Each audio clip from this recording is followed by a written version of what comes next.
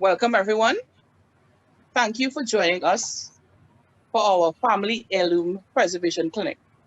I am Alicia Nottingham, Assistant Library Conservator at the Preservation and Conservation Laboratory, Heritage Library Division, NALIS. We, we ask you to keep your cameras off and your mics muted. You are invited to type your questions into the chat for the question and answer segment at the end of this webinar.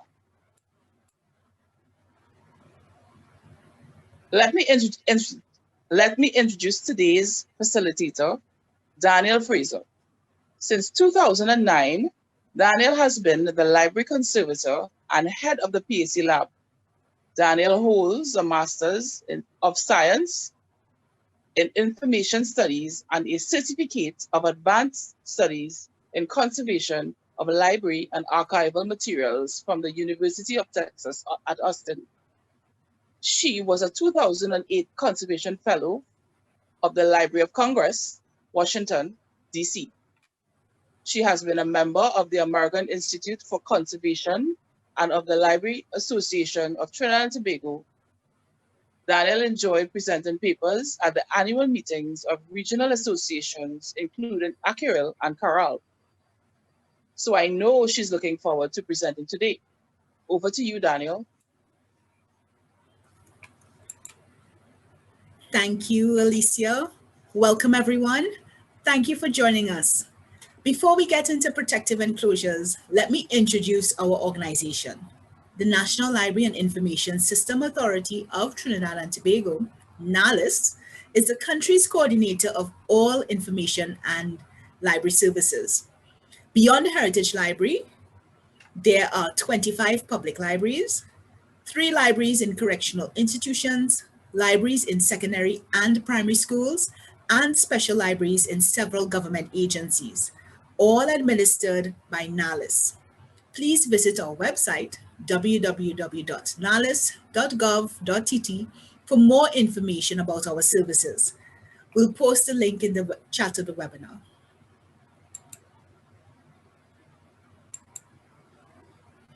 One of NALIS's key responsibilities is to promote and preserve national heritage information. Though the National Library has a comprehensive collection of paper-based items and electronic audiovisual media, there is particular emphasis on materials with national and Caribbean origin, focus, and authorship.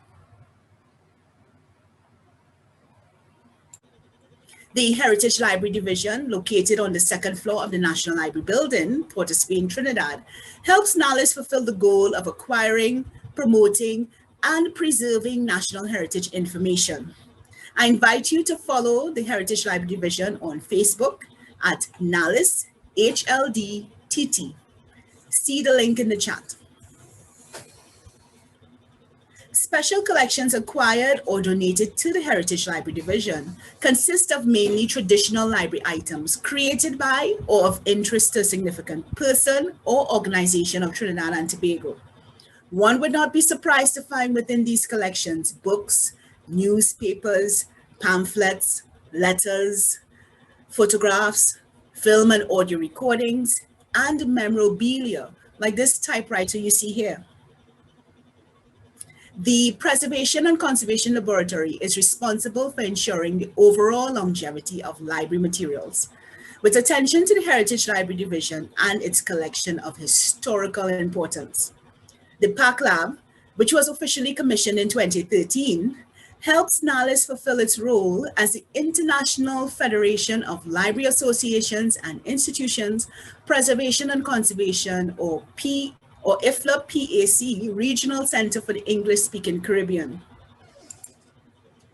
Additionally, this arm of the Heritage Library Division advises public and private organizations on the care of their collections and artifacts.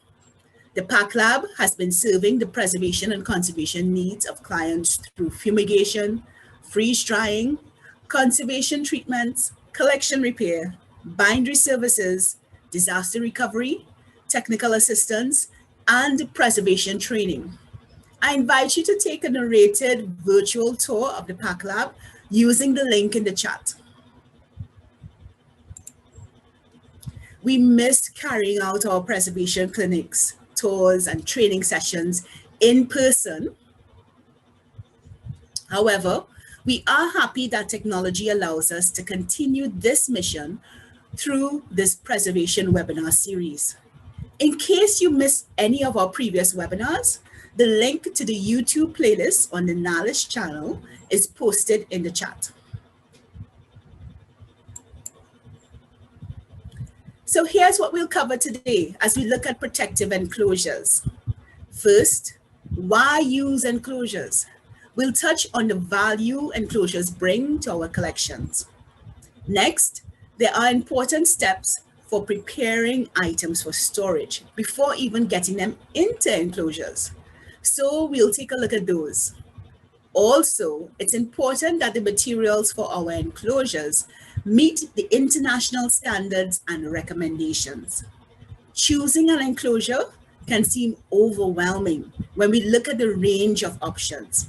We will walk you through some of the things to consider in making the best choices for flat documents, books, photographs, oversized items, and objects. Even with the best enclosure, the storage, furniture, and conditions have a major impact to play on the long-term care of our collections. So we'll highlight key things when it comes to the overall storage. So let's begin. Why enclosures? Placing your collection items in protective enclosures is a major preservation strategy. Preservation enclosures bring value to your collection as they serve multiple functions. They can reduce abrasion and physical handling of your collection items. They protect items from contaminants like dust, fingerprints, and pollutants. They protect your items from light and UV and can help reduce the impact of fluctuations in relative humidity or RH. They also provide physical support and chemical protection. This includes very thin or small or fragile, oddly shaped books or items that need boxes to help hold them in shape on the shelf or to protect them during handling and to protect them from the adjacent volumes that are shelved with them. Now, in the event of a minor disaster, protective enclosures can shield items from smoke following a small fire, from an increase in RH after a power outage, from water damage when a leak occurs, or from a fall during an earthquake. You may choose to house collection items deemed to be of great importance or with intricate bindings that make them important as artifacts, or to hold items which are rarely used and do not warrant extensive treatment or repair. You may also stabilize, excuse me, you may also stabilize the condition of collection items by choosing to place them in an enclosure. As you prepare your items for storage, begin with a clean and clear surface. Wash your hands to prevent transfer of any dirt, oils, lotions, or other potential contaminants. Remember, wearing gloves reduces our tactile sensitivity or manual dexterity, and we can cause damage when handling fragile items. It is a whole lot better to handle collection items with freshly washed hands. However, remember, wear gloves when handling photographic collections, as these are more susceptible to our skin oils. Observe and examine the collection items before adding them to the rest of your collections. Look out for any damage or biological infestation. Prepare the collection items for storage by removing any of the following, which can cause further damage during storage. Remove loose dust or dirt by carefully dusting with a soft brush. Rubber bands, staples, paper clips, pins, or any fasteners should be removed. Remove brown paper bags, envelopes, or other acidic wrappings. If the material is relevant to the collection, perhaps as an artifact, place them in a separate enclosure, such as an envelope. Also, you want to be sure to separate poor quality papers such as newsprint from higher quality paper to prevent the acid migration that can go on.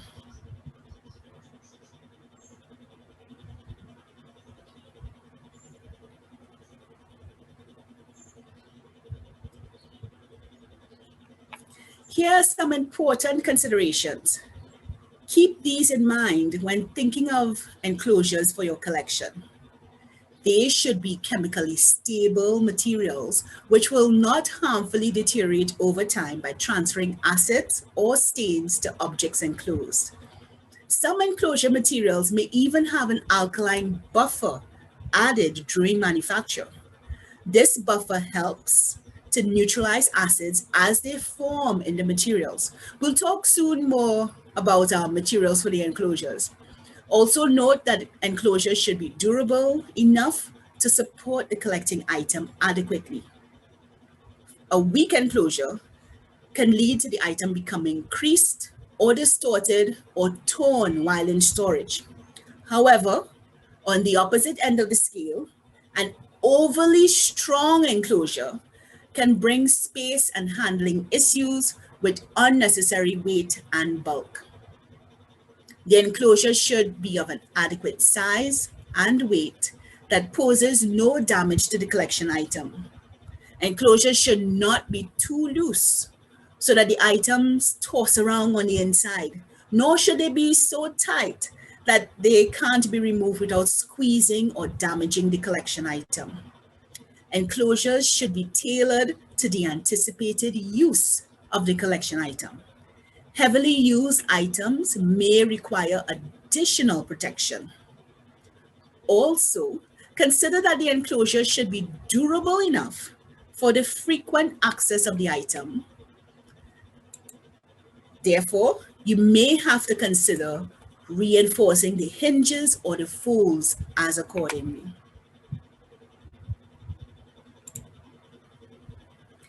The ISO, or the International Organization of Standards, has developed several international standards for paper, board, and plastic to use in housing our library and archival collections. Here are just a few of them in this table. Though some cover very broad topics like collection management on a whole, there are a few that are focused on storage exclusively, like ISO 16245 in 2009 looks at boxes, file covers, and other enclosures. ISO 18916 of 2007 looks at photographic activity tests for enclosures used with photographs. And ISO 18902 2013 looks also at the materials used in our albums, frames, and storage. I want you to note that enclosures which have passed the PAT test are considered photo safe. You see here that the photographic activity for enclosure materials is an ISO in of itself. It is an accelerated aging test carried out to determine if an enclosure would cause chemical reactions in the component of a photo. So for your photographic collections, you should look for materials that are PAT passed. Here are some of the things you should look for in paper and board. Paper should be acid-free. That is pH of 7.2 to 10. You should have paper and board with reduced sulfur content. No post-consumer recycled materials. It should also be free of lignin, pH buffers, metal particles, acids, peroxides, and any harmful sizing agents. Consider the following for any plastic used with our collections. Those plastics should be free of plasticizers. That's a chemical that's added to help improve the flexibility of plastics. So those very flexible plastics like polyvinyl chloride or PVC, cellulose nitrate, cellulose acetate, tend to have a lot of plasticizers in them. Be sure that the plastic is non-damaging to the items that you're going to contain inside of the plastic enclosure. The plastic should not be coated or glazed. And plastics that are ideal for this and meet these specifications are polyester, polypropylene, polyethylene, and polystyrene. There are advantages and disadvantages to both paper and plastic. So making the final decision is going to be determined by the condition of your collections, what would be the expected use of the items, and what's your budget. So for instance, some of the things we like about using paper and board is that they are able to buffer fluctuations in our humidity. So if you're in a space where the humidity is constantly fluctuating up and down, it might be best to use paper enclosures. Also, paper neutralizes some of the pollutants that might be in the air.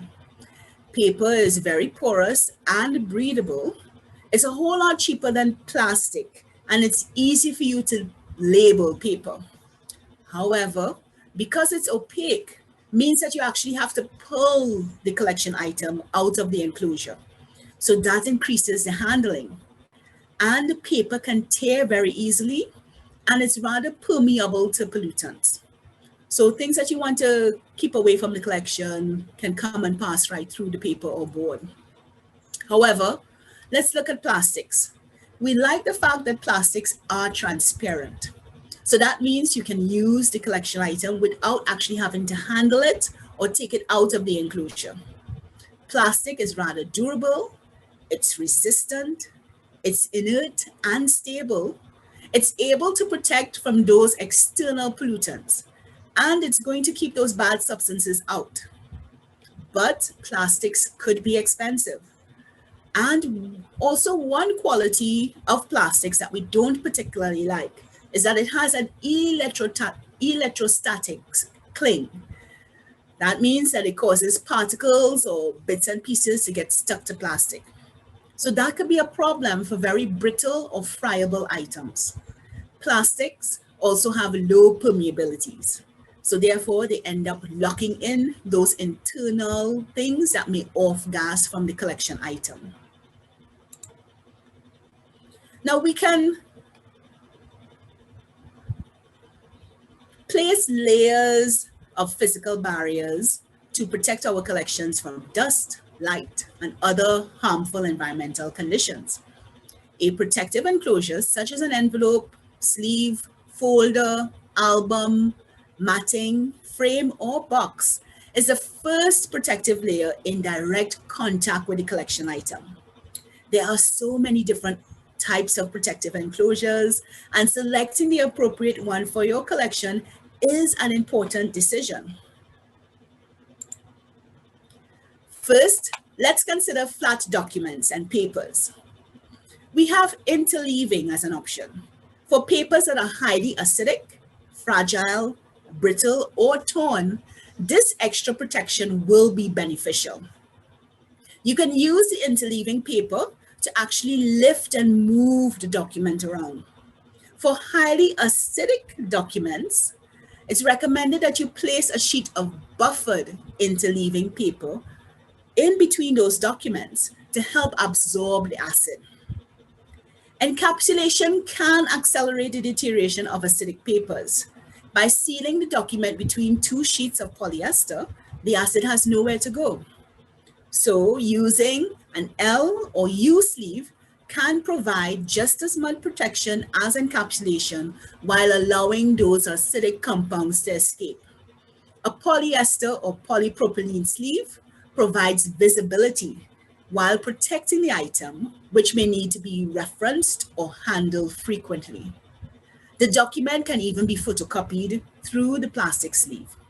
You can insert the individual document with its own envelope, sling, paper folder, or polyester sleeve and store it flat. Now, folders are going to be best used for sturdier documents.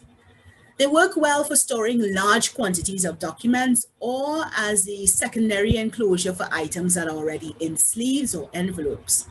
However, do not place too many documents in a single folder. Overcrowding can lead to damaging abrasion and tearing. A good limit per folder is 10 to 15 sheets for older documents Or you can get as much as 50 sheets for office records and regularly used items. Less is better though for more valuable documents and papers. Once a collection item is in a folder, sleeve, or envelope, you can place them in document cases or record boxes, as you see here, for additional protection. It's recommended that you use spacers or dividers in boxes that are not completely full to prevent the folders from sagging or sliding down inside the box. Now, let's look at the options for books. Dust jackets are great options for books with valuable or decorative covers. The plastic wraps around the cover and they should not be glued or taped directly to the book. Book jackets work well for helping to contain red rot deterioration of leather books. Tying and wrapping books are a good short-term solution for less valuable items or rarely used items. The tying tape and the wrapper helps to keep loose covers and bindings together until they could be repaired or until treatment could be possible. For flap wrappers or pamphlet cases work well for lightweight books and smaller documents. Boxes, commercially available or custom made, come in a variety of styles and materials. If a custom made box is not available, acid-free tissue can be used to fill out the space around the book. Now, these are large bindings, which are actually bound newspapers. Those from Trinidad and Tobago may remember the Guardian newspaper being in a very large format. This is one of those that's bound together. Often, because of their size, the cover and the spines tend to twist and slide while on the shelf. So, tying them and wrapping them helped to improve their stability, and it provided additional protection from light and dust. Now, when it comes to dealing with oversized items like maps, posters, blueprints, that can be a cumbersome procedure. Now, if you have the space for storing these items flat, interleaving into sleeves and folders are very good options.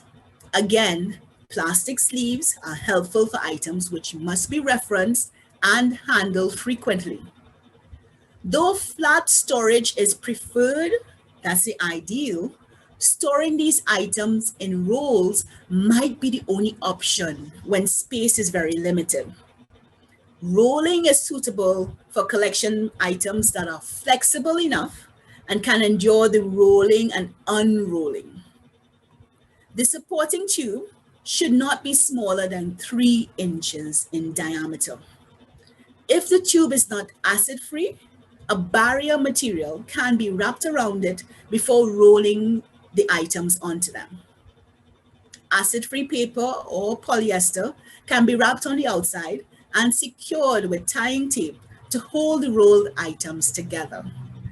Once interleaved, you can roll up to 6 oversized flat items together on one roll. However, note that that is dependent on their condition as well as their size.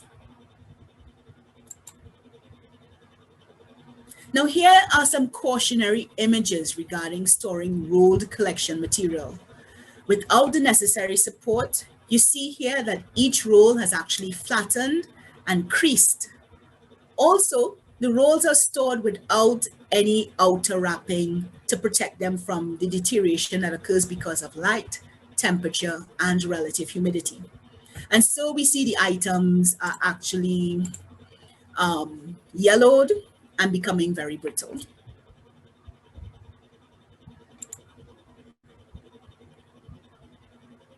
Consider the following options for your photographs. Remember, all materials in direct contact with photographs should pass the photo activity test or be PAT passed. If your photos have to be viewed often, You may want to consider using polyester sleeves. Envelopes and folders are good options for sturdier prints and photos. You can opt to place your photos in an album. This ring binder you see here allows you to customize the number of pages in the album. Remember though, the photos should not be attached to the pages using damaging glues or tapes. Instead, use sheets or pockets that are already sized to hold the photos, or you can attach them to acid-free paper using plastic or polyester photo corners. Boxes can be used to hold stacks of photos in their sleeves or in their envelopes already in folders. And mats and frames provide good support and give an aesthetic quality to photographs that are on display. Just one quick note about matting and framing. Yes, they provide great support and protection while you're displaying your photographs, but you want to be sure that you're using non-damaging materials in your mat and your frame. This is a window mat. Window because the very front of the mat has a cutout, a window, through which you can see the photograph contained within the mat. The first mat on the left side shows the item being held down to the back mat using Japanese paper hinges. The mat on the right side shows the use of paper and polyester corners. Do not use adhesives directly on the collection items themselves. Double-sided tape, foam tape, or glues should not be stuck directly to the back of our photographs. So this is an enclosure, and I wonder, can you guess what's inside this enclosure? To consider this item, note that the color bar that is on the bottom left of the corner is just about 8 centimeters long. So I'm going to open up the polls and you will show me your first question.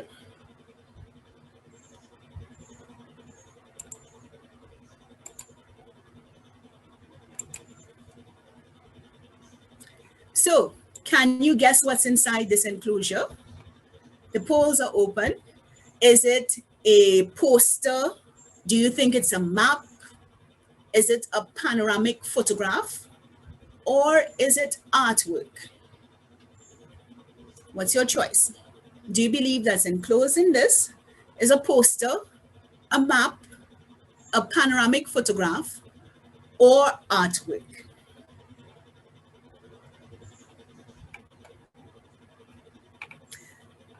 So you're making your choice in the poll.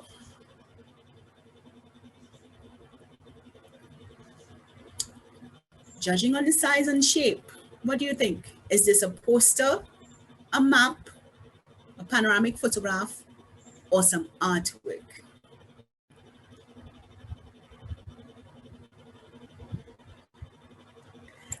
Great, let's see those results. 57% of you said that this is a panoramic photograph.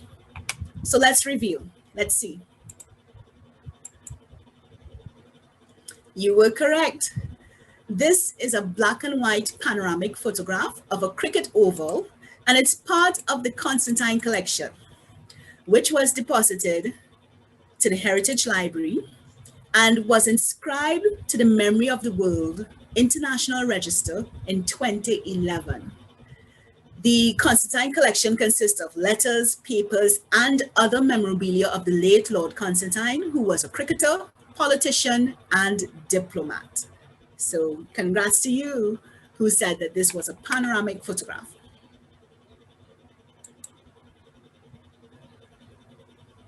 Now, just to show you, this photograph was flattened and gently surface cleaned before being placed in this custom window mat. A front mat was added for additional protection while the item is in storage. Given the large size, the photograph was secured to the back mat using Asian long fiber paper slings that you see on the side here, instead of using the typical photo corners. Now, sometimes our collections are not restricted just to books and paper items. Like the Heritage Library Division, you may have a variety of objects or memorabilia within your collections. So here are some options to consider.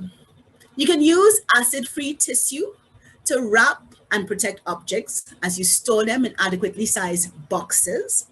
Now, there are boxes, you can put trays or dividers so that you can store multiple objects that are related to each other.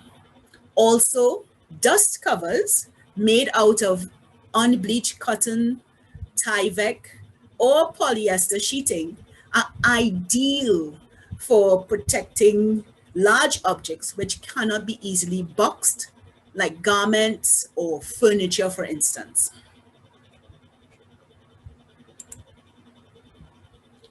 Here's another object that's stored at the Heritage Library Division in a large custom-made box. So, can you guess what's inside this enclosure? And we are going to launch the next poll.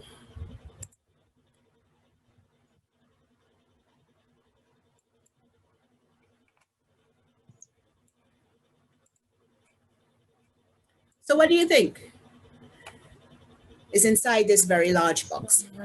Is it a sculpture, a glass bottle, a musical instrument? Perhaps it might be a model of the National Library building. What do you think is actually stored inside this very large box?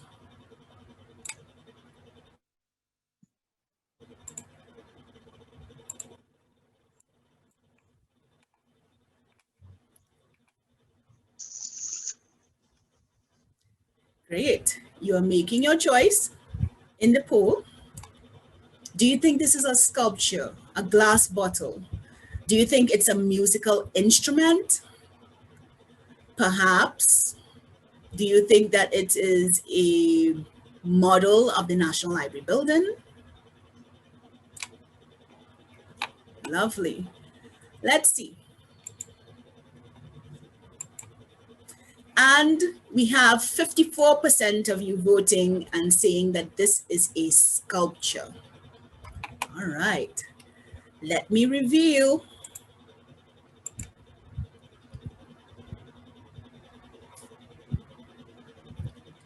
It is a glass bottle. In fact, this is a glass bottle that's part of the Chambers collection. It's part of our prime ministerial collections housed at the Heritage Library. Now, though we use binders board and buckram on the exterior, the bottle was supported on the inside with a lightweight polyethylene, remember that's one of the safe plastics, a polyethylene foam to give that impact protection. Velcro was used on the sides of the box so that the box could actually be collapsible for easy access of the bottle itself. Great. I wonder, do any of you know what was possibly stored inside of the glass bottle? And we've launched that poll. Take a guess. Do you think this glass bottle contained marbles, matches, matchboxes, coins, or buttons? What's your guess? Do you think that this large jar contained a collection of marbles, matchboxes, coins, or buttons?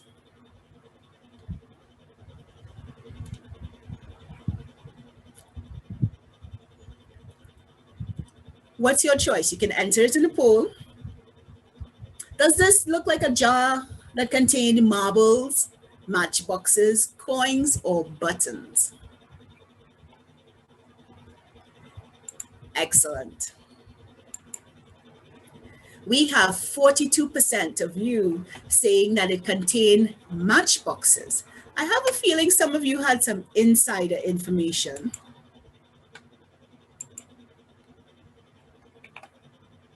Yep, matchboxes. Over 700 matchboxes were stored in this glass jar, and they were carefully removed.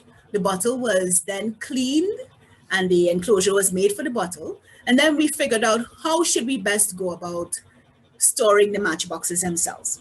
So a custom tray with dividers was created to house the matchboxes according to the various sizes.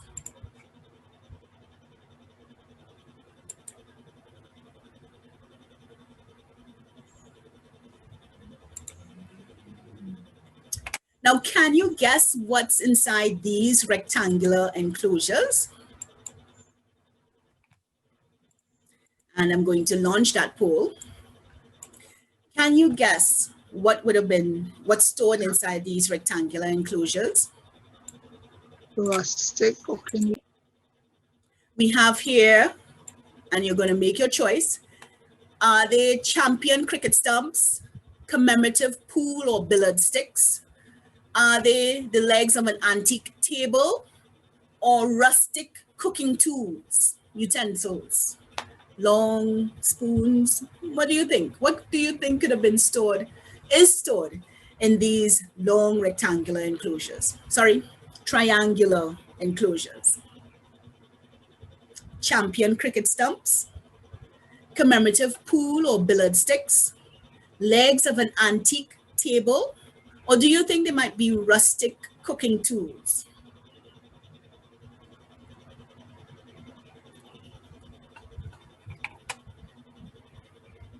Enter your choice in the poll.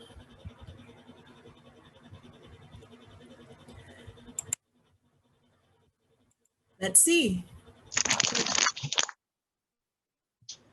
We have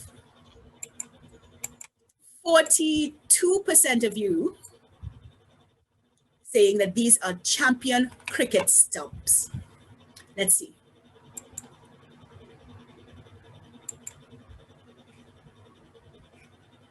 You were correct. These champion cricket stumps are part of the Constantine collection. Remember, I said that Lord Constantine was also a cricketer. The triangular shape of these acid-free corrugated board boxes that we created give the stability to the round shape better than the typical rectangular boxes.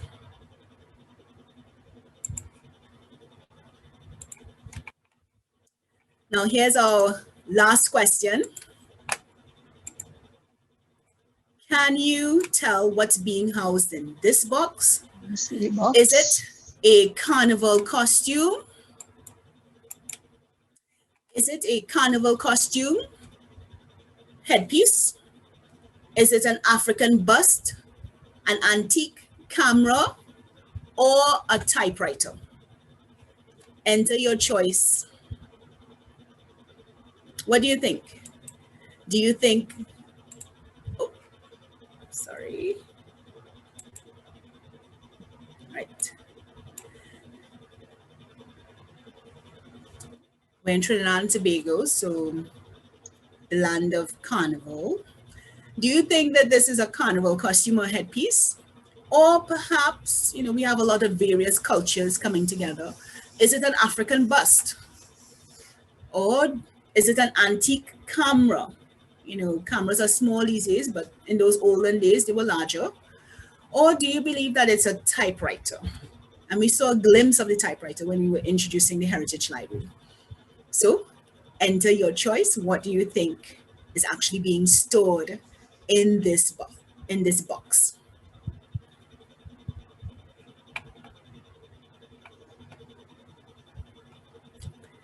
Great, let's see how everyone made their choices. Man, it was very close between a carnival costume headpiece and a typewriter. 42% versus 38%. So let's see.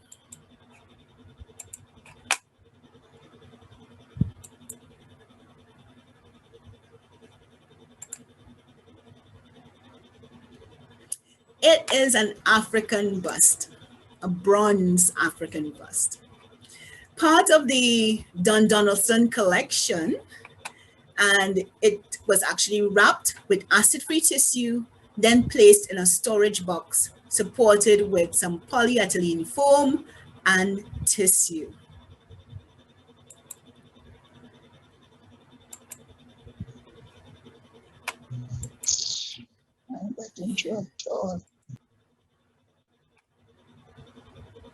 Now, storage enclosures are not the only factor as it relates to storage. Remember I said storage furniture also plays an important role. And I want to really remind everyone that you should always store items off the floor and on proper storage.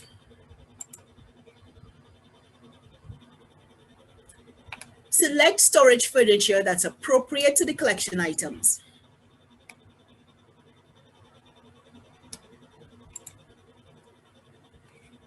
And consider that wood and coatings can off-gas harmful chemicals. So minimize this effect by sealing with polyurethane or lining with a barrier material like laminate, glass, plexiglass, or marble seal. Powder-coated steel or anodized aluminum shelving would be durable and non-reactive to your collection items and are ideal for your storage furniture. Now keep your items an inch or so from the edge, because that ledge will help you monitor for dust and insect activities as you manage your collection.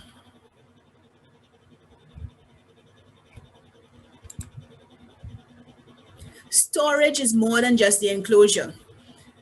The storage conditions play a major role as well. A collection's lifespan can be significantly improved just by keeping cool temperatures. This is because the higher the temperature, the faster the rate of deterioration. In fact, every 10 degrees Celsius increase in temperature causes the rate of the chemical reactions to actually double. So if we keep low temperatures, we can actually slow down the rate of deterioration. Experts disagree on what's the ideal temperature for library and archival collections. However, it is frequently recommended that these materials are stored at stable temperatures no higher than 21 degrees Celsius or 70 degrees Fahrenheit. Though it may not be practical to keep this ideal for temperature, we should try our best to avoid extreme fluctuations.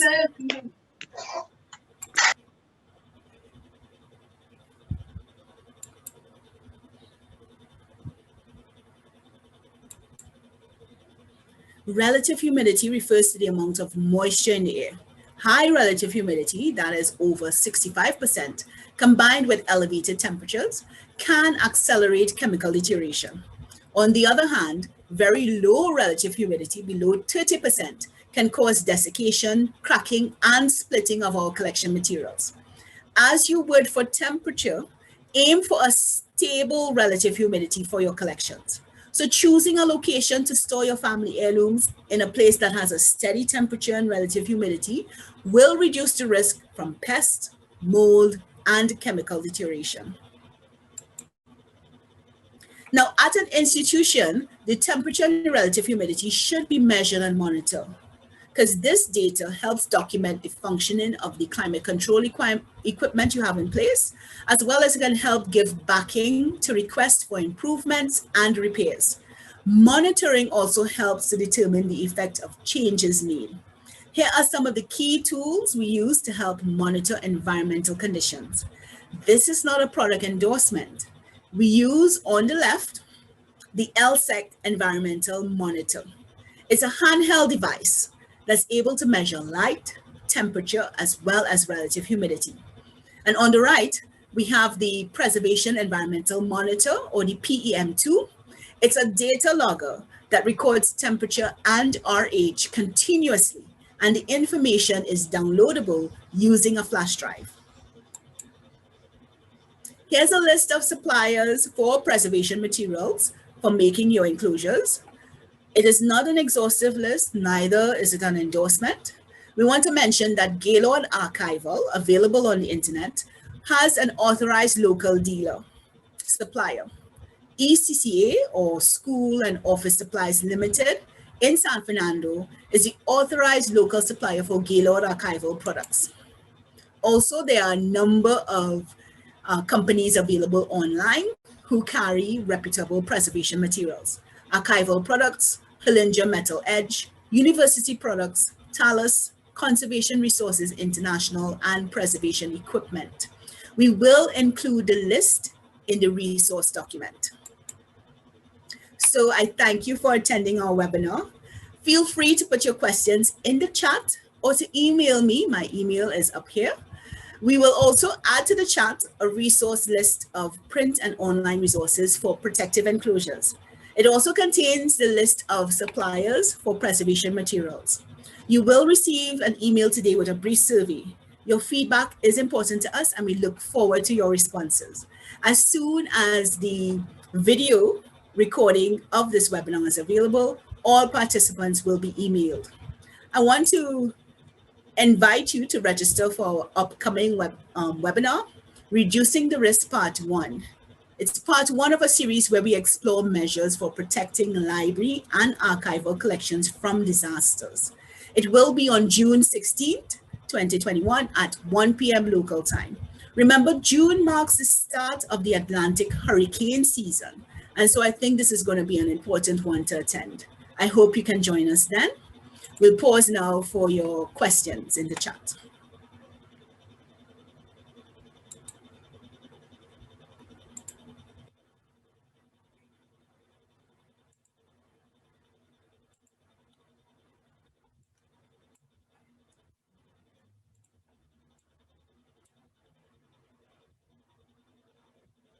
Danielle, Sabrina wants to know if we have any acid-free paper in Trinidad. Now, I think, Sabrina, you asked that question. Thank you so much for it. You asked that question just before I mentioned the suppliers. So we do have a local supplier who does provide materials for Gaylord, and there are a number of online suppliers. Unfortunately, I do not know offhand of any other local supplier that actually provides that on their own, acid-free tissue. So, like I said, the list of suppliers will be provided here in the chat. Linda wants to know why the matchboxes wasn't left in the bottle. You know, Linda, that's a really good question, and it's something that we did give some consideration to. Believe it or not, from the time the bottle was received, both the librarians as well as the preservation and conservation staff had been thinking, how do we handle this particular collection item? In fact, I even used it as part of my poster presentation at one of the AIC conferences I attended in Miami a few years ago. Several conservators had varying recommendations as to how to go about treating and dealing with the item. One thing that was seen though, when we did remove the matchboxes themselves carry some pertinent information. We're not just talking matchboxes that had just 3 plumes, but these were things that were collected following George Chambers's travel as Prime Minister. There were matchboxes from China, different places in Europe, in the Americas, etc. Hotels that are no longer actually up and available. So given all of these things, we decided, you know what, it's best to make the matchboxes accessible so that the information can actually be used and accessed based on the collection itself. It's so hard to see exactly what's going on with those matchboxes when they're in the glass jar itself. Like I say, collaborative effort between the special collections librarians as well as staff looking at how do we handle this, what would be the best measure. Desiree Williams wants to know if we have any handouts. Yes, thank you so much, Desiree. I just added the handout to the chat. So if you go to the chat, you should see the PDF of the webinar resources as they relate to protective enclosures. Several links are included, as well as the listing of all the suppliers.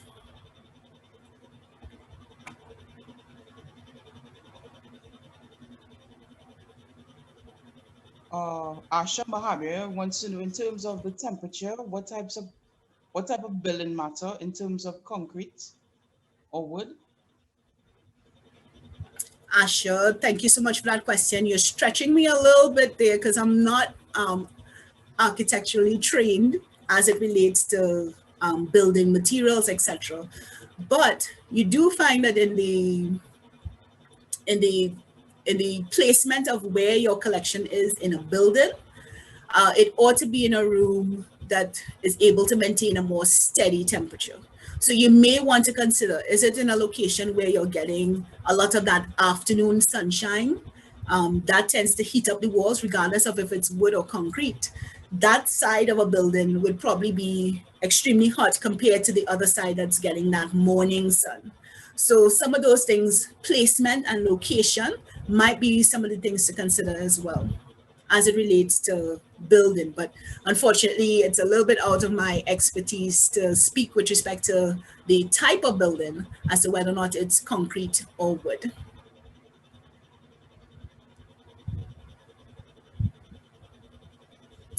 Asha, I see you gave a little clarification as with respect to your question. You're moving your collection from a concrete building to a wood building. Okay. Now, as it relates to wood, just off the top of my head, there's some things, and we're in the tropics, pests are one of the major things that comes to mind as we think of a wood building. So therefore, if the wood floors, the walls, the ceilings are not treated, you could potentially have termites in particular, as well as some other pests coming up through the wood, through the ground, into the wood, and potentially affecting where your collections are stored. In that case, you should have the building or the area treated if it's one that's prone to termites. Termites do like cellulose materials, and of course, our books are made of cellulose materials. So they are all able to be very appetizing to pests and to termites. So you want to be sure that the areas are treated. And if you see any evidence, you ought to be sure to have diligent monitoring. Now, it may not be possible. Maybe you are not in charge of the building. You don't have a choice as it relates to the options for the building or how it's treated. It means then that you have to focus your attention on your collection itself. So you should not use wooden shelves, perhaps using the steel coated or the anodized aluminum shelving would be a better option. And then ensuring that you have those shelves a little bit off of any wooden walls so that the items aren't in such direct contact or so close to the wood. You want to be sure that you're monitoring and looking and seeing if by chance you have any of the tracks that the termites are producing, etc. Termites can work so very quietly. The exterior of the book might actually look fully intact and nice and pristine. And when you open it up, that's when you actually see that the termites have been eating and doing their work on the inside of the books themselves. So you want to be sure that you are constantly monitoring the collection and ensuring that you're pulling the items off the shelf, looking at the back of the shelf, looking at the items themselves, and being sure that you don't have any of the insects as well. Sabrina wants to know, she said, we live in the Caribbean. What can we do if we cannot have a dedicated heirloom room? Yes, Sabrina, thank you so much for that question. That's really a very good question. And I think that's where protective enclosures could play a really good role. Now, you may not be able to have a dedicated space or room or area for your collections. And therefore, by having enclosures around the collections themselves, that can help reduce the risk to some of the deterioration that takes place. So the room may not be in the ideal temperature and RH, perhaps you can't control the lighting, etc. Those are some of the things you want to consider, and you may not be able to get to the ideal, but at least by having the items in an enclosure, perhaps multiple items together in boxes or maybe individual items in the enclosure, making your choice based on what type of item it is and what would be its extended use of the heirloom, that could help reduce the amount of deterioration that takes place with the item. So I understand that we may not be able to dedicate a room, like for instance, at the Heritage Library, the family heirlooms of our Trimbegonian family are all carefully stored in what is called a rare books room. Controlled temperature and all those things are put into place. We don't necessarily have that in our homes or in smaller institutions, etc. So given consideration to some of the smaller things that you can control, the enclosures themselves and how you handle and deal with the items will actually give you some really good payoff as it relates to handling and caring for your collections.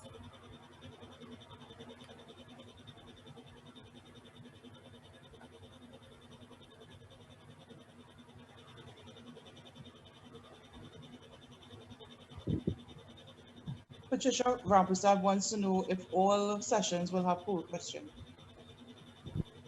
If all sessions will have Poll questions. We'll have questions. Okay. poll questions? Yeah. Like how we did. You know what? I enjoyed creating those poll questions, and I really do hope that you enjoyed taking them as well and actively participating in them. Based on the topic, it can allow us that flexibility as it relates to our presentation. So I'll keep in mind that it was enjoyed, but can't necessarily guarantee that all our presentations going forward will have the polls in it. Thank you so much for your feedback.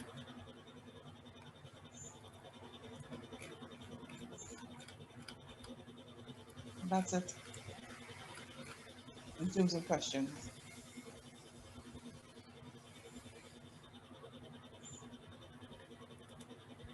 Thank you so very much, everyone, for your participation. I hope you enjoyed it as much as we enjoyed preparing it and presenting it to you.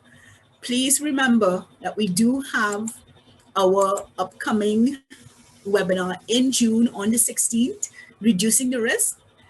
It's part one of a series where we're exploring how do we put measures in place to protect our library and archival collections from disasters. Thank you so very much. Anyone with some further questions or perhaps wanting to discuss things a little bit more, or probably to even get further information directly from me, feel free to email me at danielle.fraser@nalis.gov.tt. We'll work our best to respond and give you that assistance that way. Thank you so very much, everyone. On behalf of the Preservation and Conservation Lab, we do appreciate your participation. Continue to be safe, and we wish you a good afternoon. Thank you.